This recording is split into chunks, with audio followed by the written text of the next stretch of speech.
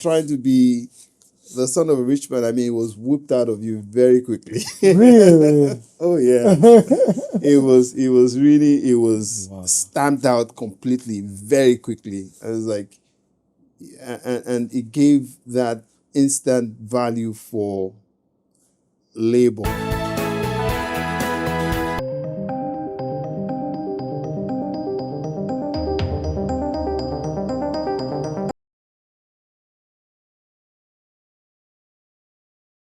Hey guys, how you doing today? So welcome to another beautiful episode of the Billionaire Habits Podcast with me, Stephen Akintayo. And today I have a very good friend of mine in the building, Mr. Tunde Okoya. How you doing today? Pleasure, always a pleasure to meet you and to see you, my friend. Always a Welcome. pleasure. How you you. doing today? How's Very family? well. How's business? Oh, great. Excited to, be speaking with you because I know I'm going to take away some nuggets. No, you don't. You don't have it. No, I mean, to be honest, there's always a very healthy exchange. And Yeah. every time I always come away smarter and wiser. No, Okay. but that's a fact. That's Okay, so definitely a that fact. means it's mutual. We both learn. Right. Absolutely. But for you, have you always known you'll be an entrepreneur? We say the Definitely. thing runs in the family. Oh no, definitely.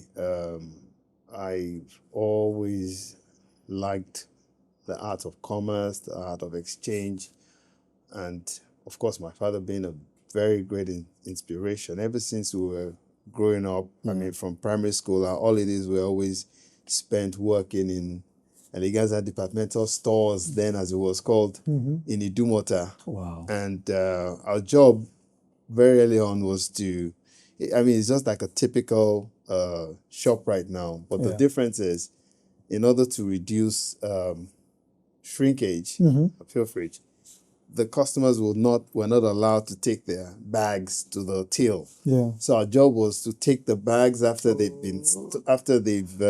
made the purchase and take it to the cash point Wow. for them to pay. And it was very interesting. We got paid. Wow. So getting At paid, what age? 5, 6, 7, 9, 10, so we did it all every holiday. Wow. And I just love the energy of Lagos and Idumota, the trading, commerce, exchange.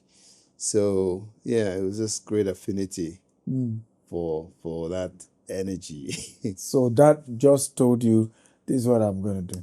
Definitely. And we also had a father that always inspired you to want to go and be in business. I mean, most earliest stories you heard about the life of an entrepreneur was when he was young. And he said he was in class and they had a teacher, brilliant teacher. And every time he was teaching in class, and he would look at him from the back as a student, and his clothes were not the best. He had the collar was faded, torn, and everything. But of course, they said, I mean, no disrespect to people that teach. I mean, I doff my hat to people that teach. I mean, it's a calling, And he said he made up his mind very, very quickly that, no, that's not the life I want. And he said, by contrast, he will go to Lagos in Idumota and he will see the big traders of back in the days. Yeah. Mostly those traders from Ilorin, the Titiloyes and all of them. Yeah. And, they will be sitting down, the big regal splendor abbadas with all the designs and everything. And he said, yeah, I mean. That's what I remember. And, he was a tailor. So Wow. Ojuku was one of their clients. senior. Ojuku's senior, actually, was one of his clients. And Wow. they would do all those big regal, like, what I was like, yeah, I mean, there was no brainer. Wow. So hearing those stories growing up from very young, hearing those experiences just made it very Easy to say entrepreneurship and commerce was. But growing up, will you say that the experience gave you more hunger or made you more comfortable? Because sometimes people say people who are from rich background are not as hungry Because obviously you are an exception because your hustle is real, But will you say is a myth and or what really created that exception for you? Because a lot of people from wealthy background just want to live the life and have fun. Oh, yeah, I mean, that was definitely not it, because right from inception, the hunger to succeed was very, very important. I mean, in the household, one very clear ethos that was drummed in was one, humility was one of the things that we were taught very early. Wow. To be humble, Yeah. to be hardworking, Yeah. to be dedicated, honest, Yeah. and trustworthy. So if you ever, it's not like these days when you have Instagram and everybody is posting whatever they like. If you had any inkling of even showing off or trying to be the son of a rich man, I mean, it was whipped out of you very quickly. Really? Oh, yeah. It was Wow. stamped out completely very quickly. I was like, and it gave that instant value for labor, for work, for to be an entrepreneur, because it's you're absolutely right. I mean, the prayer has always been to be self-sufficient and not to be dependent on someone else's hard work. You have to make your own way in life, and privilege comes with responsibility. So the more privileged you are, the more challenged you are, the more responsible you are. The biggest problem is that you always just tend to challenge yourself all the time, and even when you make achievements, they pale, and that's always a challenge. And at times you never really have the time to take it in and say, well, probably have. But it's always has to be the next mountain, the next hill, the next project. But why did you go on your own? Somebody else would have just wanted to, work with Popsy and run the family business. You just went on your own, and I am Tunde Okoya. I'm starting my own empire. Well, to be honest, it was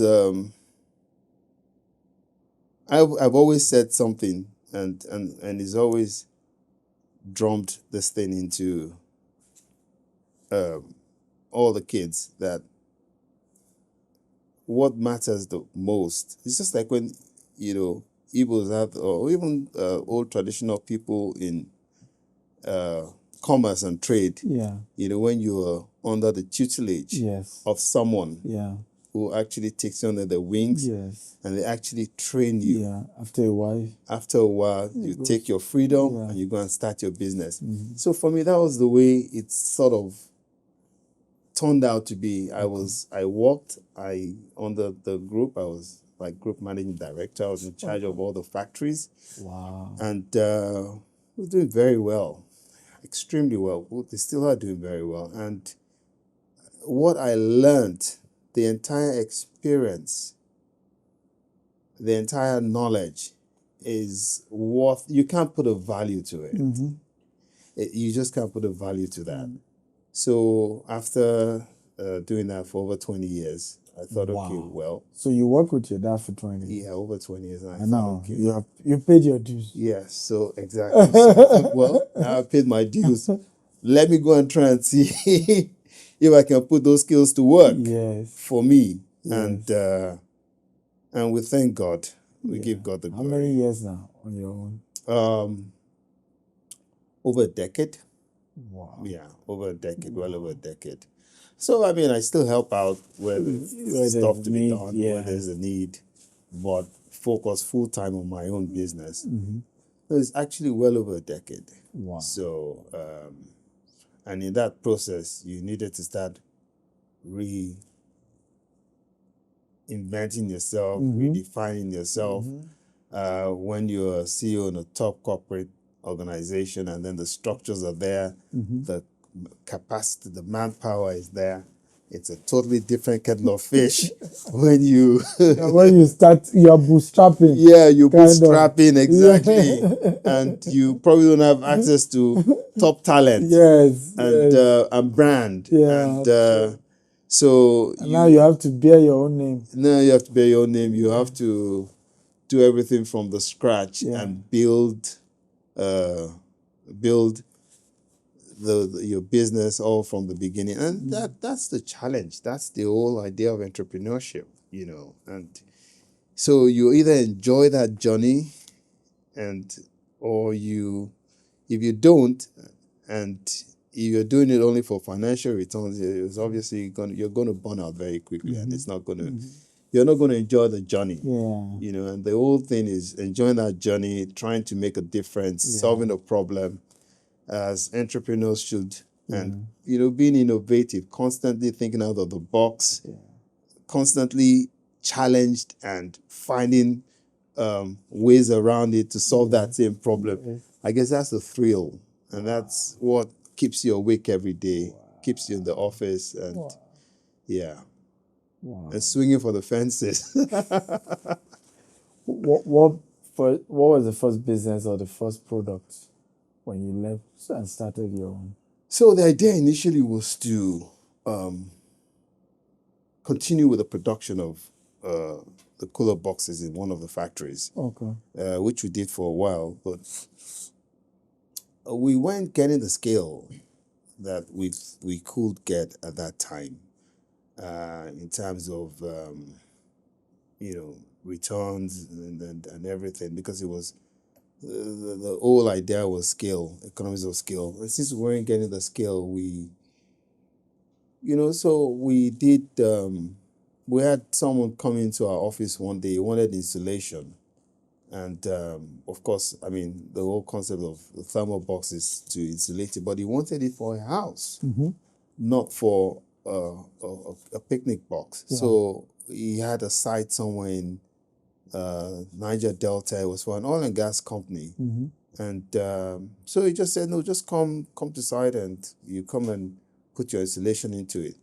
Of course we did, and it turned out to be a very profitable business, but the entire execution and the way it was done was completely wrong. Wow. So we went back and sat down in the office and thought about it and said, no, I mean, this can definitely be done in a much more profitable and a much more efficient way. So from our research, we now got into structural insulated panels and so on and so forth. Okay. So that was the first business we did.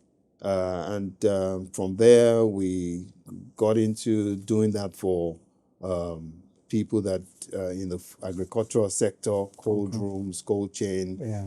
And then, for the financial service industries, when they first started and they had their ATM kiosks, and we were deploying ATMs mobile ATMs for them all over the country, universities and everywhere. We must have done over 500 deployments back then. Wow. And the telecoms came. Wow. When the telecoms came, they wanted base stations for telecommunication shelters. Yes. They had the old technology then before the new RF system that doesn't require any installation. So we did that for the oil and gas. For the telecom sector, and that was also very good.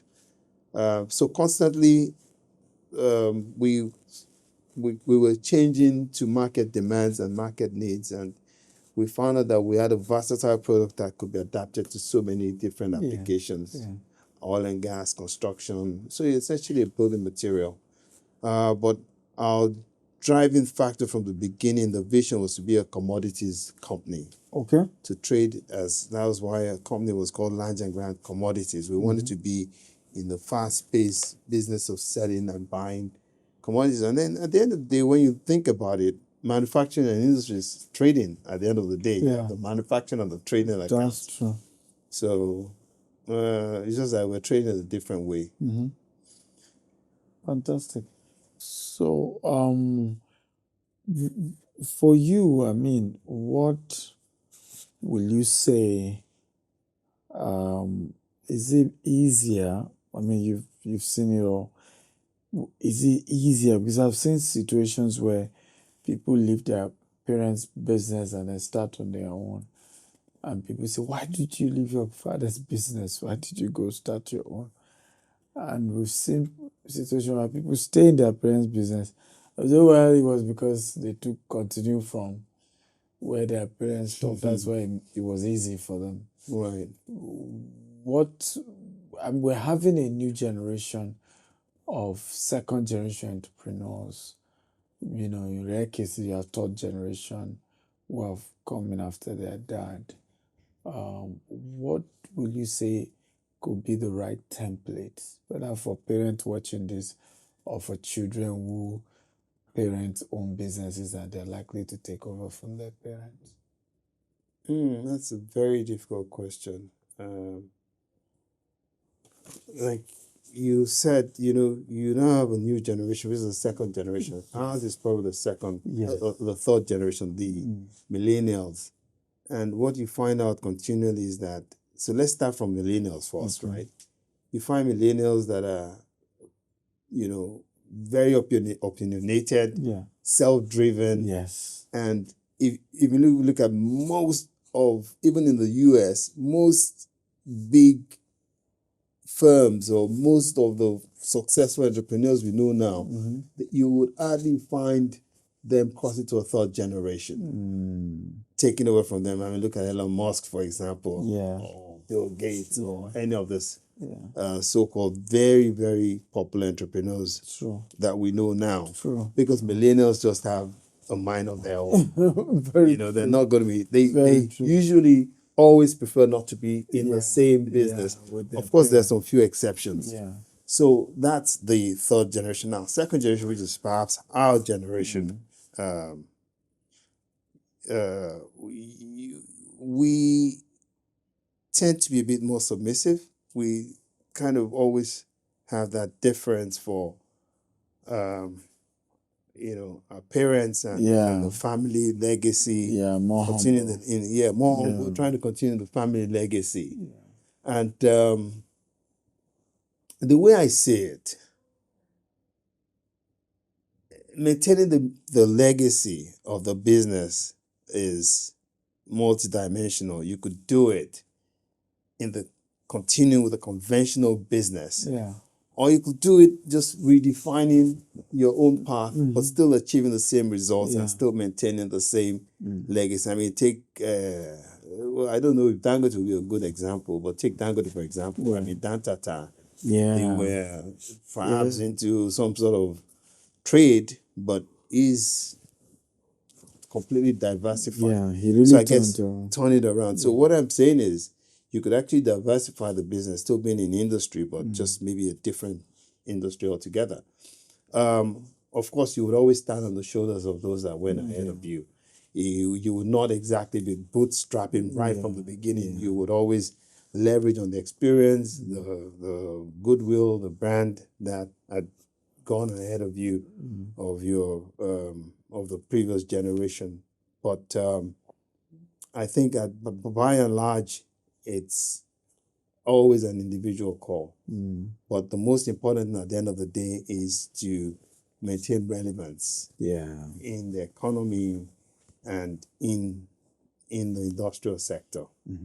So fantastic, and I agree absolutely with you. For you, where do you see? And by the way, congrats on the new expansion, Grant and VGS. yeah, thank you so much. Thank you very much. You want to share a bit about that before I ask the question, which is on where do you see this whole thing in the next 50 years for you? Yeah, I mean, Grant and VGS is continuation of the vision we've always had to provide building materials that are environmentally friendly and to develop a real estate space, enable Africa catch up with the rest of the world. Okay. The biggest problem we have is we are not going to catch up with the West with the old conventional system. So we have to think out of the box. Yeah. And there's so many building systems. So Grant VGS is utilizing composite steel in order to achieve high-rise buildings within a record speed and a more cost-effective way, and to ensure that the building is green. on an industrial scale. So if you wanted to develop really quickly and you needed to catch up with Dubai, for example, you're not going to go the same route. You have to leapfrog. So what we think this technology affords us is the ability to leapfrog and to develop a lot of particular high-rise, Lagos, Nigeria, even for low-cost housing to be a cosmopolitan city, because we know that rural to urban migration is going to happen. Space, for example, a place in Lagos is very difficult, so you always have to go vertical. So that is the whole idea. We started our factory already producing insulated panels that provides the envelope for the building. So the next phase is to provide the structure, the skeleton, the stanchions, the beams, and so on and so forth, in order to achieve high-rise buildings in record time, in an environmentally friendly manner, to provide housing for all. I mean, we all know what the housing deficit is. Construction is one sector that drives the economy, cuts across everybody. Real estate, even up to the mama put selling food at the gate, the lawyers, and it brings everybody. It engages the entire economy. I mean, there's no wonder why Dangote is the richest guy in Nigeria now, selling cement. So that's the target. Of course, we have a still sector that is not fully developed, but that's where the challenge is, to try and see how we can change and, well, not change, but innovate in the building sector. McKinsey did a study and they said the construction industry is one of the least innovative of all the entire sectors. Wow. The way buildings are done these days is the least innovative, least competitive. Very clearly, McKinsey reports shows that very, very clearly. And we have to think about it. We're moving into a digital age. Everybody's talking about AI. What does that mean for the way we run projects, for the way we handle buildings? And for us, we're taking a bet on offsite construction. It's not the same as just putting up a bunch of containers and stacking them on top of each other. We're talking about industrial scale, construction of buildings. So in order to do that, the skill set needs to change. The entire business model needs to change. Where you're a developer and you're building one floor after the other, waiting for people to pay before you continue the building, that model perhaps might change. People that off-take the buildings perhaps want to have a reset and say, okay, well, I want to see this building go to 10th floor before I pay. So those sort of mindsets need to come into play in order to change the entire construction industry, the way it's currently being done. But for, let's say, a 25-story building, for example, how fast will this technology build? 10 months. 10 months. The simple reason is that in a conventional building, you always need to cast, wait for it to cure. After 20 days, 25 days, they shutter and then move to the next floor. With a composite steel structure, you don't need to do that. Right after you cast, you can take, you don't remove the formwork. The formwork stays in there. And it's got up to 2-hour fire rating with the concrete included. So you can go up very, very fast. Even the Burj Al Arab, the hotel in Dubai, it was concrete up to a certain level. But in order to complete the very, very top of the building, because they couldn't take the concrete all the way to the top, it would dry quickly before it got there. And they had to use composite steel structure for the remainder of the building.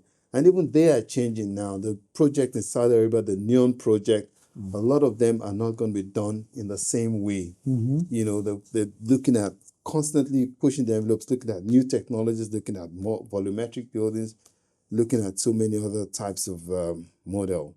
And where we talk a lot about global change, and to be honest, if we don't change the way we do things now at the moment, it's going to catch up. It's going to catch up for the next generation, even if it's not for us. So people buy into values these days, especially the millennials. And if you want to, hopefully we're looking at a time. Well, this housing deficit is so big, people probably don't care now. But eventually you want about to 20 find out. million housing deficit. Yeah, eventually if you want to buy a house, you want to know what kind of Energy Star ratings it is. But trust me, when you can see there's a recent discussion about increasing electricity bill again, it's going to become so expensive. People are going to be forced to think about efficiency in a building. This building, how much do I need to cool it down? Yeah. Cooling, of course, being the highest cost of energy in a building. And yeah. Cooling. So in the next 50 years, what do you see for your company? In the next 50 years, I envision a company that would be at the forefront of modular off-site building technology. Okay. In order to increase In that. Africa? or In Nigeria? Africa, definitely in Africa. And in order to also reduce the housing deficit using cutting-edge technology and innovation. That's where we want to be. And we want to do it in an environmentally friendly way that will be a win-win both for the company and the environment at large. Yeah. What problem are we going to solve? We're going to solve, hopefully, the housing deficit. By solving the housing deficit, you're creating a citizenry that has more stake, both in their country and in the economy. Because one thing we realize is that if people don't have title or property or ownership, they're always going to have very little stake in that economy. So home ownership is vital. It's a right. Brazilians, you could see they're new in Brazil. They almost made home ownership a constitutional requirement. Wow. Because they try to take people from the slums into creating housing for them. And they're not stupid. They did that in order to create a middle class. Once you can create a middle class, then you can create more disposable income. And then, of course, if people can buy more. And I think that's where we need to go in this country. And that sounds like what Lee Kuan Yew did with Singapore. In Singapore as well, housing is a human right. Absolutely, it drives the economy. It drives every sector of the economy, and we have a generation of Nigerians that are coming. The millennials they are just unbelievable. I mean, I have so much respect for that generation and what they're achieving. They're breaking all the rules. They're rewriting the rules. They're not asking for permission. They're taking it. Yeah. And I think we need to learn a lot from that generation. And you find out that they thrive most where there's very little government regulation. Yeah. Because it's more egalitarian. It's based on your performance. It's not based on who you know. It's what you can do. It's based on your talent. You can't buy talent, right? And that's a generation that should inspire the entire country. These guys are not asking for permission. They're not, And you can see the results in the entertainment industry, in the music industry, in the film industry. Fantastic. I mean, for you, what will you call your quotable quotes for success? How do you define success? That's a very tricky question. Success. It's multi-dimensional. I mean, financial success without strong family is, it's essentially useless. So for me, success is being fulfilled, both first of all within the family, and the family unit, and then external financial success. But unfortunately, we are all caught up trying to chase chase chase our tail, I'd say, because at the end of the day, if you achieve financial success without a family and then you end up with kids that have not learned the values, and you've not been able to help them develop in their lives and into the individuals they need to be, then what's the purpose of that success? Very true.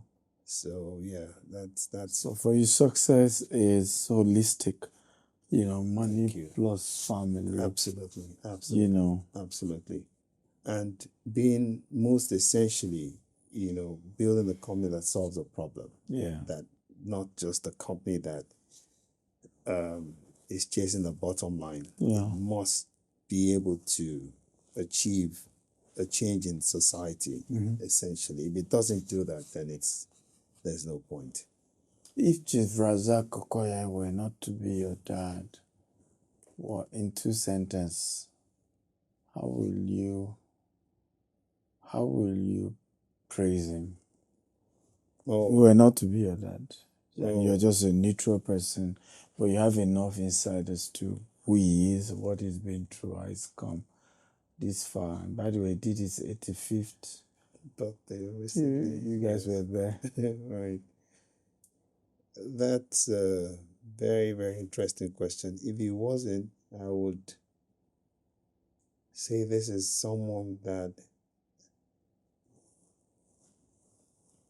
people always talk about the success of him as a real estate or industrialist, but the very little aspect of what people really always feel to appreciate the most about him is that he is someone that is extremely innovative. Wow. Innovation drives through every fiber of his And being. he didn't go to university. No. He has a very popular saying that he always says every time in Europe. If you don't mind if I'll say in Yoruba and I'll interpret. He always say, òyìnbó mu tea, èmi mu ẹ̀kọ, omi gbígbóná kan náà la jọ mu. In other words, is that a white man drinks a cup of tea, I drink pap. It's the same hot water at the end of the day. And so what does that mean? What does that mean for the company is built? You bring in a machine, and the manual and the people have said this is what it's going to do. And then he looks at it with the engineering team and says, how else can we make it better? How can we be more innovative? Take, for example, the picnic boxes that we started off with. In Europe, the primary purpose of a cooler box was picnic. Yeah. But in Nigeria, it became something used for the distribution of food. And that was so integral to its success in Nigeria, even beyond other markets and in Europe. Wow. And it's always been like that for him. It's always innovation, always thinking out of the box. He never got into a market that was purely run of the mill, another me too. Every business he got into he had to be the one creating that market. Yeah. And effectively a niche market. And he had to compete on the innovation. And before the people caught up, maybe another 5-6 years, it's off to another product. So he would never come in and commit and compete in a product that was just commodity. Yeah. He always found a niche. He always found a separate way to exist out of the box, always thinking out of the box. Did that influence how you two evolve? Because what you're doing has nothing to do with what your father's business is doing. No, you're right. It has nothing to do with cooler boxes, but that's in the sense that a cooler box is a small product, small plastic product that regulates temperature. Mm-hmm. I build a house that regulates temperature. And so I always say that I make a giant cooler, he makes a small, I make a giant cooler. But yeah, so the same thread, but the same concept of not being in a market where you're purely competing only on efficiency and price, but you're competing on your own rules, Yeah. your own product, very little competition, and then that gives you a bit more room to pick your price. Very powerful. Right. For you, what are like 2-3 principles or quotes that you've used in entrepreneurship thus far? To be honest, the life of an entrepreneur is always a daily struggle, especially when you're building a new business. Yeah. And one thing is one, a strong faith in God. You can't achieve anything without it. Yeah. The that's G very factor, powerful. the G factor is always very That's very important powerful. because at the end of the day, the race is not to the swift, Yeah. or The to battle the to the wide, strong. but Time and chance. time and chance, and God blesses all. So the God factor is the most important. God makes the luck for you, where everything is down, where the chips are down, where you don't know where that solution is going to come from. He appears, and for me, so the God factor is very important. And apart from that, is trying to build, a business that would, impart on society and every stakeholder. Okay. So if I were to tell you what other, I get a lot of motivation from a lot of people you speak to. Like Cosmos Maduka is a great inspiration, and the way his generation and my dad, the way they've been able to turn things around, and they always say that I started with this X amount, and then he got into this factor. So biggest one word for me is that is always a God factor in business. Well, I think that looking at the empire, the first generation has done, your generation, one can't but wonder, is there a third generation coming? Are your children also going to go into entrepreneurship? Oh, yeah, they have no choice. They're going to, of course. So the difference between their generation and my generation is like I never took a paid job in my life. Wow. So it's always, for me, I always think that that's always been a bit of a downside because I could never really understand certain things. the other aspect of what it was. So in their case, I've encouraged them, yes, to take a paid job. Take a paid job somewhere else. Understand? I have a son who's in financial sector. He works in New York. He's currently a business analyst in one of the biggest banks.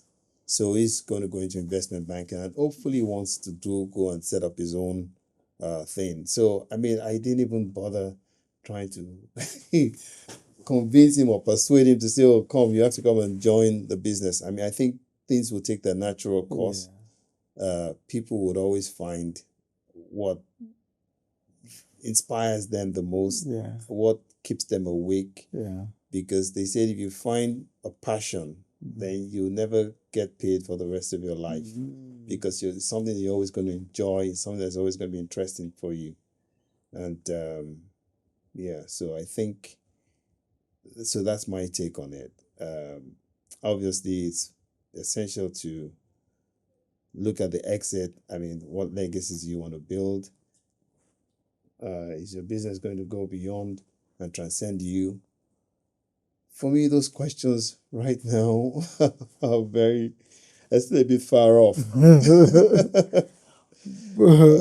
Hopefully, when we scale and pivot well enough, then who knows?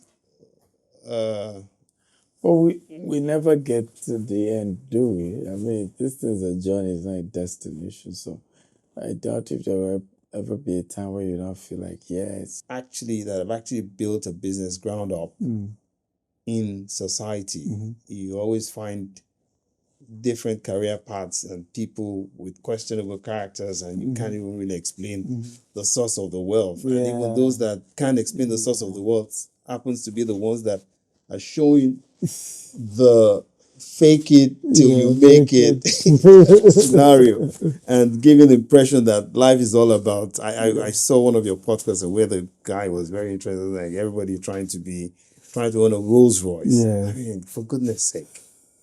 You know, why is it instead of trying to own a Rolls Royce, can't you own an AI lab, for example, for goodness sake?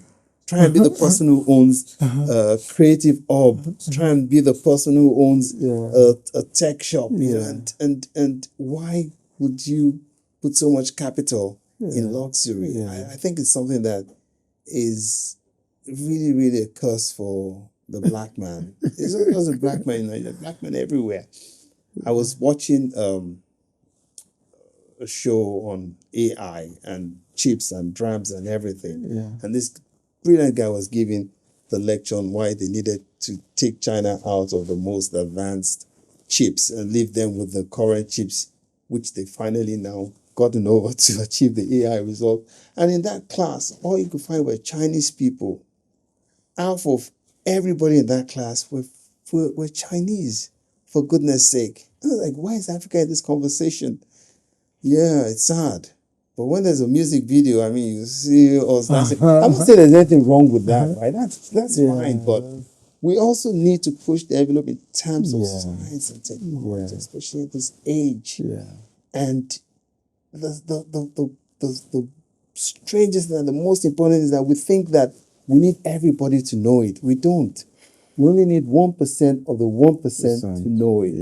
If 1% of the 1% know it and we can discover the 1% of 1% and support them, we will get there. I mean, the Caucasians are not collectively smart. But the difference is they're able to find the 1% and they're able to support the 1% that eventually create a better life for everybody. So collectively, they're not that smart. Let's be honest. So until we find the 1% that are the geniuses and we put them on the pedestal as geniuses and we make them role models and we support them and we develop them and we build them, we would never develop. Are you the first child of Chief Razak? Okay. Oh, no. You are number what? In the football field. In the football team. They always say that you can't count. They said people don't count children. Are you sure you don't know your number now? I'm not, you can't, okay, for my mom, I'm the second. No, third, actually. No, but in the entire team, you're not sure you know your number. My number in the entire team. I would take a pass on that. I'll come back to you on that.